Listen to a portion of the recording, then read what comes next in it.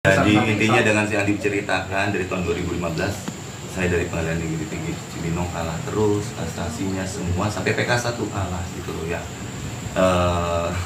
Sampai terjadi hari ini. Itu aja singkat cerita. Mau disingkat aja ceritanya. Iya. Jadi singkat cerita dari permasalahan ini, kami sangat menyayangkan sekali ya. Padahal masih ada sengketa di Pengadilan Negeri Cibinong, tetapi dengan menurut versi mereka tetap memaksakan. Kalau kami itu memaksakan, karena gue teman-teman cek itu di beberapa pengadilan negeri juga, bahwa kalau ketika lagi ada sengketa di pengadilan ya yang negeri mengenai keperdataan, itu pasti tangguhkan dulu, khusus saja sampai dengan kekuatan hukum tetap seperti itu sih. Nah, jadi mau saya tambahin adalah yang harusnya merasa ketipu itu siapa?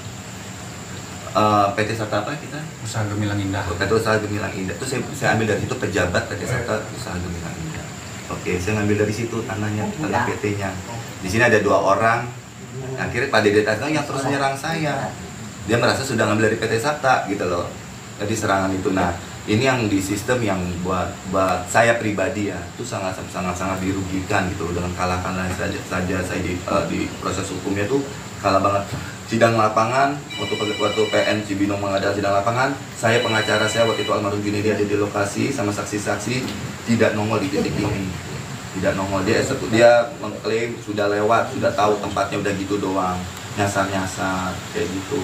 Terus banyak hal-hal yang sampai kita kenapa bisa berani masuk ke PK Kekuatan Hukum, masuk ke PK, ya banyak hal. Dan itu di PK1 itu saya dikalahkan. Jadi ini hikmahnya buat semua warga Indonesia, please rapikan surat-surat kalian, karena situasinya kayak gini. Saya nggak punya nggak punya daya upaya di hukum, padahal saya melakukan semuanya formatif ya, secara prosedural. Tapi senjata saya yang sebenarnya saya menjalankan yang benar itu semua di bumi hanguskan. Hari ini tidak dipedulikan pada dasarnya sampai masuk ke PK, tidak dipedulikan, tidak dilihat, tidak ada yang datang ke rumah saya.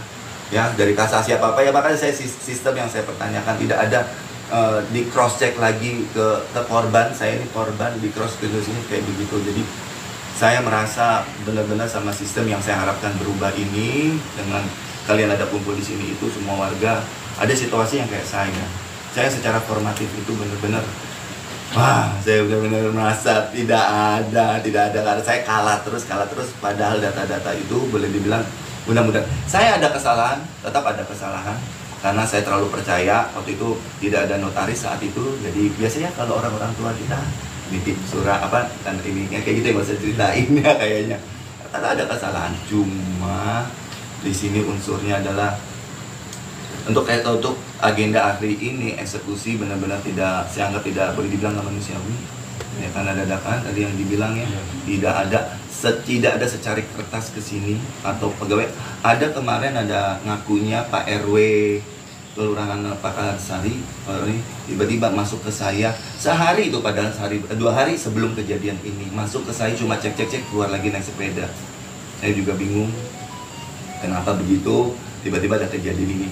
Kalau dia memang pegawai kelurahan, kenapa nggak titipin sama dia ya? Pegawai ada Pak RT, ada Pak RW, secari kertas, buar paling enggak ya bisa mindahan periuk nasi saya deh ke tempat yang lebih pantas, itu doang. Tapi saya nggak dapat yang namanya waktu untuk itu semua.